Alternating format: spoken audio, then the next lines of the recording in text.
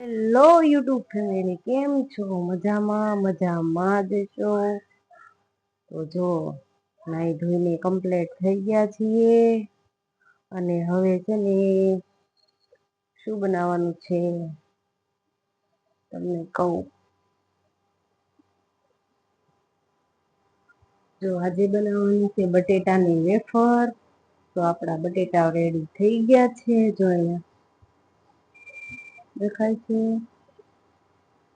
અને આજે બનાવવાની બટેટાની વેફર. અને તોલવા પડશે ને પાછા, ઉપરથી ચાલ કાઢવી પડશે ને. તો તમારે ચાલ કાઢી પછી વેફર પાડવી પડશે. તો કન્ટિન્યુ બ્લોગમાં બના રહેજો. તો જુઓ ફાઈનલી આપડા બટેટાની ચાલ ઉતરી ગઈ છે. તમે જોઈ શકો છો. પાણીમાં નાખી દીધા છે મેં. પાણીમાં રાખવા પડે નહીંતર છે ને બટેટા પાછા કાળા પડી જાય. એટલા માટે પાણીમાં રાખવા પડે. જો ચાલ બધી ચાલ નીકળી ગઈ છે. પાણીમાં નાખી દીધા છે. હવે બટેટાની હવે વેફર પાડવા મળવી. કન્ટિન્યુ મારા બ્લોગમાં બન્યા રહેજો. તો જુઓ વેફર મશીનમાં ઓલી કરી નાખી છે. તમે જોઈ શકો છો. જો પતલી પડી મસ્ત એકદમ. જો પાણીમાં નાખી છે. કેવી મસ્ત ની પતલી છે જો એકદમ. અને હું છે ને મોટી મોટી જ નાખું. આવું બધું વધે ને એવું ન નાખવું. ઝીણું ઝીણું બધું આ બધું વધે ને એવું ન નાખવું. અને હું ઘરે જ પાડું છું. બધા મશીને પડાવવા જાય ને, હું મશીને ન જાઉં, હું ઘરે જ પાડું છું. તો આગળ બ્લોગમાં કન્ટિન્યુ બના રહેજો. જો વેફર બાફવા માટે ગરમ પાણી મૂકી દીધું છે. અને જો ઉકળી ગયું છે. અને હવે આપણે નાખી દઈએ એમાં થોડી થોડી. કેમ કે તપેલું મોટું નથી મૂક્યું એમ વેફર બાફવા.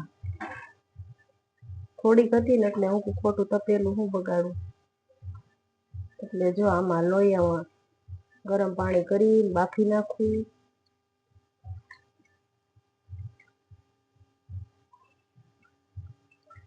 બફાતી જાહે એમ ફૂકાતી જાહે.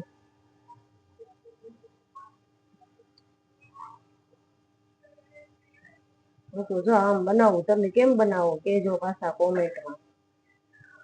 ને અહીંયા જો મારી રસોઈ બની ગઈ છે.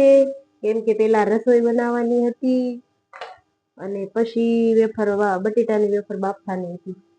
નકર પાછા ભાવેશની આવે ને તો કેમ હજી રસોઈ નથી બની. એટલા માટે પેલા જો આ શાક છે. અને આ રોટલા છે.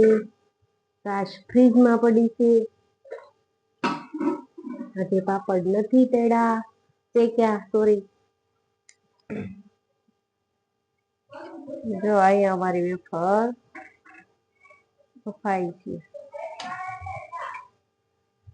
બહુ બફાઈ જાય ને પાછી કાળી પડવા કરે. હવે મીઠું નાખી દેવી સ્વાદ પ્રમાણે.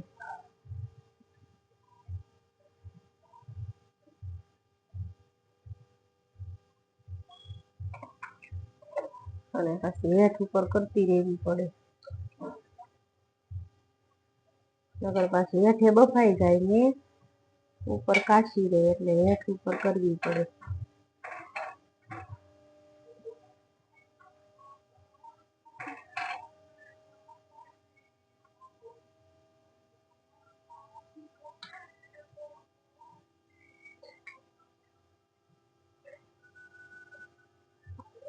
તો આખો વિડીયો હું બતાવીશ તમને. બ્લોગમાં બન્યા રહેજો.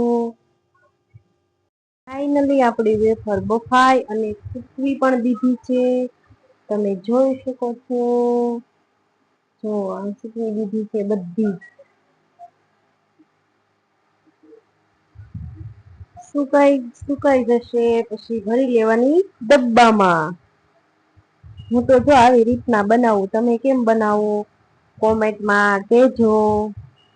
આપણે બનાવી નાખી છે અને હવે સુકાશે નિરાંતે.